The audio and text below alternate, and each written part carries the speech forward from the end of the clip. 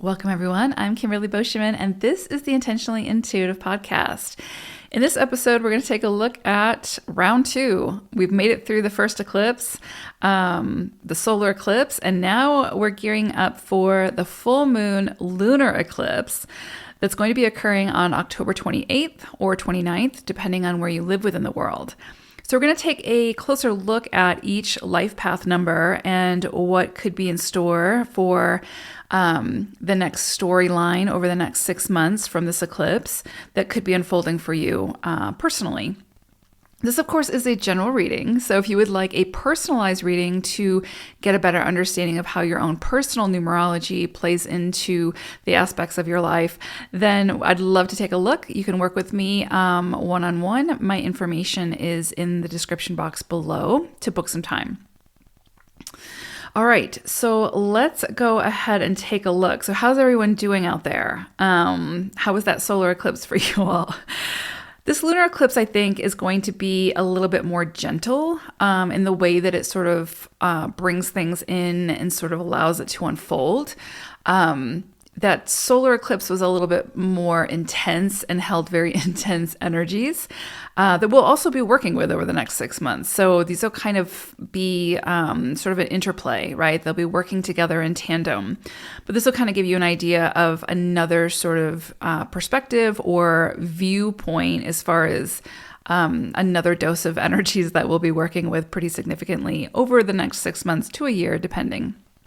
So let's go ahead and take a look at each life path number forecast for this full moon lunar eclipse. Life path number 6. So this full moon lunar eclipse is bringing in the energies of the 6 and the 7 for you all.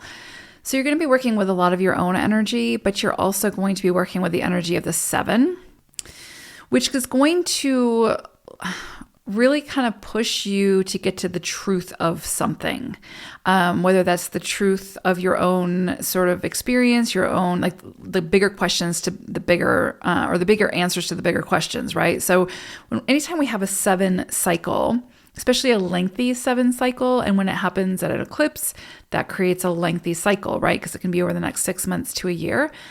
This is a time for self-reflection, for introspection, for diving deeper into, again, your own psyche, into your own inner depths, to find out more about yourself, what it is that you truly want, what it is that lights you up, where it is that you're settling, where it is that maybe there's some self-limiting belief systems in place that need to be, worked with and sort of massaged out. So you could find that this is a very, a deeper time for self-reflection and self-discovery. This could absolutely be a period for self-discovery. And that period of self-discovery can sort of uncover sides to yourself that you weren't aware of or that you were maybe avoiding.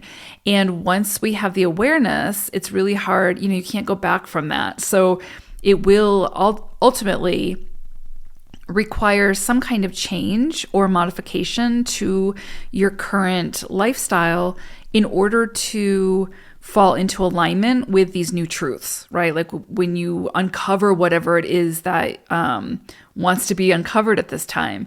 So that's very, very possible. And you might find that, I've been showing up to this connection in a way that's really feels inauthentic or in a way that doesn't feel good. And so, what do I need to do to change that? What do I need to do to live in a way that feels more truthful to myself and honoring myself? That's very possible at this time. This could be a time for digging deeper into sort of below the surface of what has been presented to you by other people or circumstances.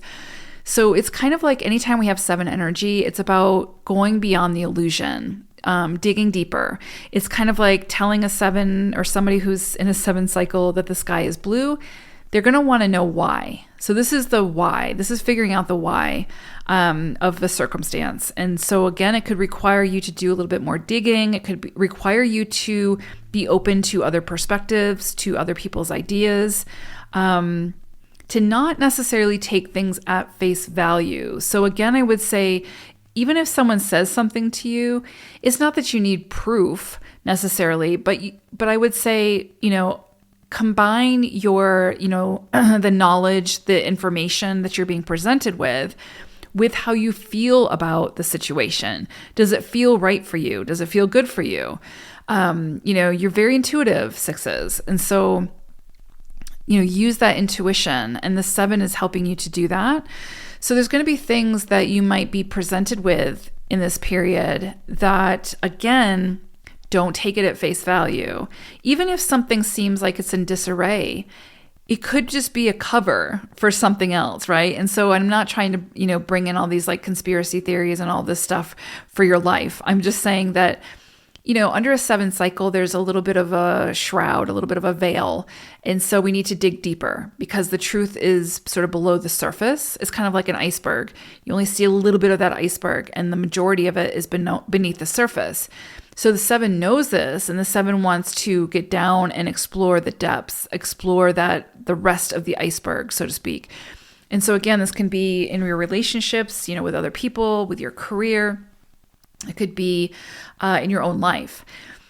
With the 7 cycle, there's also a lot around learning, right? So you could go back to school, you could be going to school, taking online courses or workshops or anything that's like, again, helping you to learn or unlock more wisdom is absolutely supported at this time. So if you've been thinking about going back to school and doing something along those lines, this is a great time for that. But really in a 7 cycle, self-discovery is a big one. This is a great time to really learn more about yourself and then find ways to honor that new discovery, right? Like instead of staying in old patterns or staying in old relationships that aren't serving you or aren't working, this is a great time to be like, well, this is how I feel, or this is more my truth at this time, because we're constantly changing and evolving, right? So the people, places, things that that are in our environment need to also continue to evolve with us. Otherwise, we become, we're at different frequencies, and it's just not a match. So you could see a lot of sort of evolution in this period as well. You're always at the driver's seat, so you always decide like what that looks like. But I think you'll be presented with a lot of new truths about yourself, about others, about your environment, that you will then have to decide how to work with that and what that looks like for the experience that you're trying to create for yourself. There's also this energy with your animal wisdom message. I don't know if I said this at the beginning, but I can't remember. But your animal wisdom message for this time period is Tasmanian Devil. And so what's interesting about this is this sort of brings in like this energy of hiding from some kind of a truth. So, it's kind of like when we think about Tasmanian Devil, I don't know, I think about the cartoon a lot, and it kind of creates like this tornado of energy, like this chaos or this conflict. But it doesn't have to be conflict. It's more like kicking up the dust to create some kind of illusion so that you can't see the full picture. And I'm not saying that necessarily somebody's doing that to you or whatever, but there's definitely something that will likely come to light once the dust settles. But you have to stop kicking up the dirt type thing. You know what I mean? So it's kind of like if you're self-sabotaging yourself, this is going to be a time where you're confronted with that to stop doing that, right? So that you can progress forward or step into whatever it is that has been coming in for you. Or if you're in an environment where the people who are in that environment keep kicking up the dirt to kind of keep you focused on the dirt as opposed to what's actually happening, then I think you'll see that you get a deeper awareness about what's really going on. And then from that awareness, we'll need to make some decisions. But there's definitely something here about not hiding from the truth. It's like, facing the truth, whether it's what you want to hear or not, and then doing something with that information or that acknowledgement or that knowledge, right? That creates a better environment for yourself and those people that you're surrounded with. But I do think that you'll find this to be a transformative time. Usually when 7 energy comes in, it can be a very deep type of like going within, right? And really, really like sitting with self and working a little bit deeper with, again, what it is that you actually want, and how are your actions supporting that, and do there need to be some changes around that? And again, be prepared for a lot of truths coming in around this period of time, that it's in your best interest to do what feels right with those truths, instead of trying to, again, like Tasmanian devil, sort of hide from those truths just to keep a situation going because it feels comfortable, even though it's not healthy. You see what I'm saying? So really interesting, but somewhat intense energies coming in for you around this lunar eclipse. And I will say it's also a full moon. So there is something that needs to come to completion or culmination at this time. But there's also a lot of liberation associated with 7 energy. So these deeper truths that you uncover, that the light is being shown on with this eclipse energy, will help liberate you in some way to help you feel more free from whatever the situation was. So big transformative energies, 6s. I hope it's a great eclipse. Take care. Bye for now.